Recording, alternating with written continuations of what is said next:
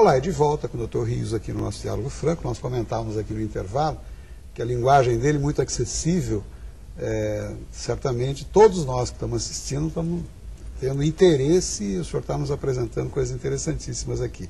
Olha. Eu queria, saindo um pouquinho da esquizofrenia, Sim. retomar lhe perguntando o seguinte: e o transtorno bipolar que é tão comentado hoje, em que consiste, doutor?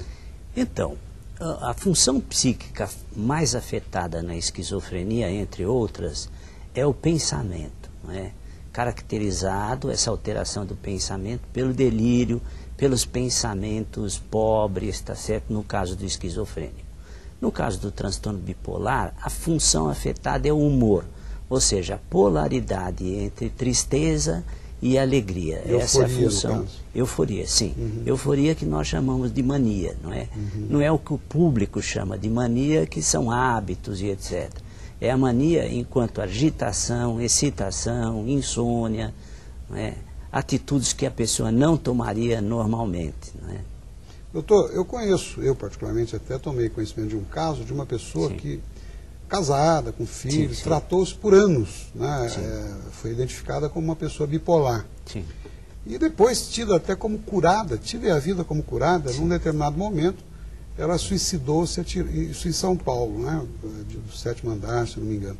Essa situação de bipolaridade, ela pode, aparentemente, a pessoa está curada e de uma hora para outra se manifestar novamente? Essa é uma diferença conceitual também entre esquizofrenia e bipolaridade. Uhum. No caso da esquizofrenia, é clara, tá certo, a perda dos aspectos da função mental do indivíduo e o encaminhamento para a demenciação. Certo. No caso do bipolar, não. Bipolar é uma doença cíclica. Então tem fases, na maioria das vezes, bem marcadas de remissão da doença. Uhum. Mas isso é um engano, um risco muito grande. Em qualquer das duas doenças, o tratamento terá que ser pelo resto da vida. Não tem cura? Não tem cura, tem controle, tá certo? O indivíduo pode viver bem, mas desde que trate a doença como se fosse hipertensão arterial, diabetes e outras doenças Vai conviver com o clínicas. problema a vida toda? Vai conviver a vida toda com esses dois problemas. Então, eu gostaria também de que o senhor nos falasse sobre a síndrome do pânico. Ok.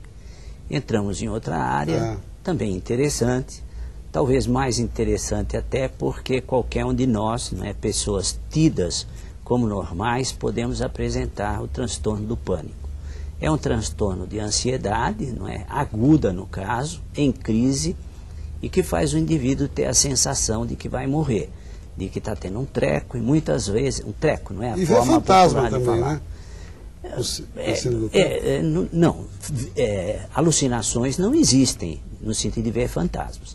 O que existe, não é a sensação de taquicardia, opressão pré-cordial, mãos frias, sudorese, tontura, sensação de desmaio. Isso tudo no caso da síndrome do pânico. No caso do transtorno do pânico, que é uma particularidade do transtorno agudo de ansiedade, não é? Transtorno agudo e generalizado da ansiedade, chamado também de TAG. Uhum. Também não tem cura ou tem? Tem, Né? nesse caso tem. Felizmente, pelo menos é uma boa notícia. Esquizofrenia e bipolaridade não tem cura, tem que se conviver a vida toda. Agora, síndrome do pânico, dá para se resolver o problema? Sim, sempre, hoje, tanto na esquizofrenia, bipolaridade ou transtorno do pânico, é necessária abordagem psicoterápica, de várias naturezas, inclusive a psicanálise, não é? E no caso do transtorno do pânico, o sucesso no tratamento é grande. Na maioria das vezes, com o uso de medicamentos durante um certo tempo, não é? E também com a psicoterapia. Muito bom. Doutor, e ainda nessa linha, e a depressão? Quando e como acontece? Excelente pergunta, porque nós estamos sujeitos à depressão na nossa vida particular. Quando você perde um ser querido, na elaboração de luto, você pode ter uma depressão. Nas fases de desemprego também.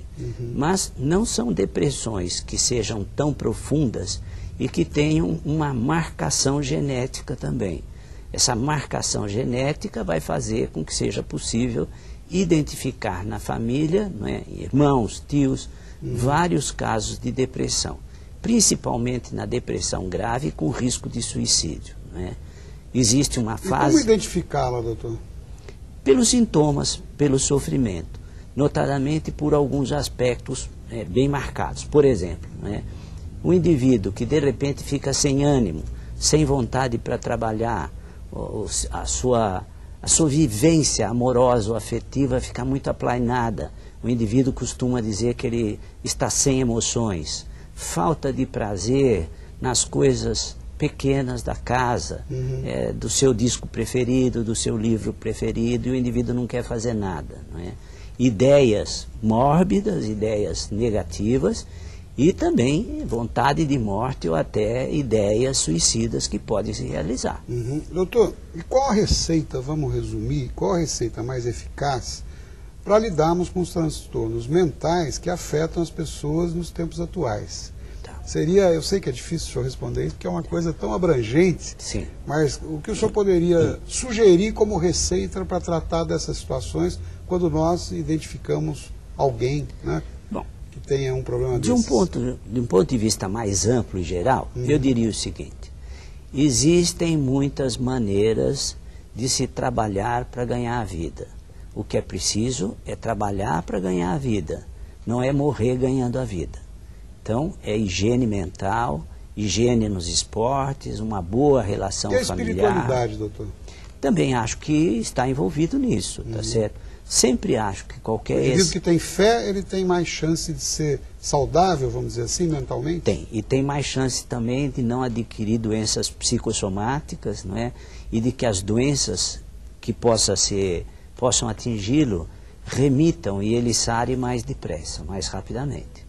Com certeza. E aquele cidadão ou cidadã que tem receio do psiquiatra, do psicanalista, quer passar longe do senhor e precisa estar próximo do senhor, o que a gente pode falar? Como é que a gente pode convencê-lo ou convencê-la a ir visitar o senhor e seus colegas? Bom, eventualmente até procurando nossos colegas, psicólogos, que do ponto de vista, digamos assim, do receio, do medo, o medo da doença, o medo da loucura, o psicólogo é visto como uma pessoa mais próxima da normalidade. Seria numa figuração, se nós falássemos de inferno, purgatório e céu, e o psicólogo seria visitar o purgatório, mais ou menos isso?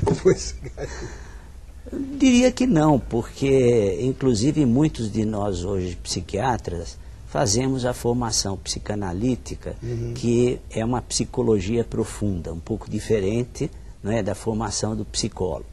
Mas, de qualquer maneira, procurar o psicólogo é uma coisa mais aceitável. Seria o primeiro passo, vamos dizer assim? Sim, porque eu recebo muitas indicações de psicólogos, colegas ou psicanalistas que não têm a formação médica, porque o psicanalista pode ser um antropólogo, um filósofo, psicólogo, médico, como propunha o próprio Freud com o trabalho dele chamado análise leiga, ou psicanálise leiga.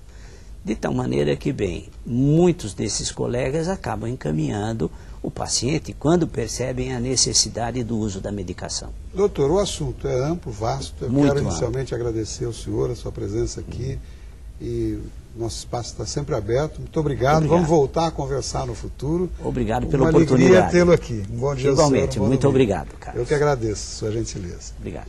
Eu quero convidar a todos para o próximo domingo, às 9h30 da manhã, se Deus quiser. Muito obrigado pela audiência e até lá.